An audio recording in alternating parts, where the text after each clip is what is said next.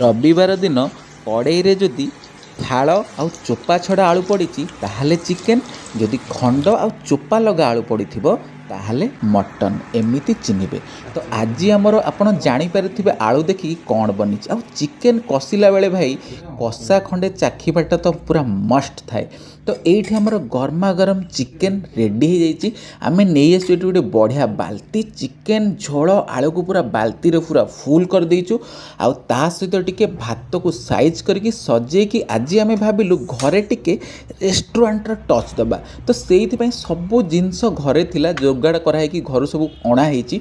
आउ जो खरा पड़ुथिबो सुनेली सुनेली खरा चिकेन झोलटा जो भात उपर ढला होतिबो मांस आलू तो तार गोटे दृश्य भाई अलग प्रकार सत कथा। आउ जो आलू तक पूरा चिपी दौथे आलू पूरा पूरा बाहरी जाऊँ सीझिकी आ गोल झोल आ चिकेन गोले कि भाई गोटे गुंडा नौथे से मजा रविवार दिन ही आपड़ पाइपर।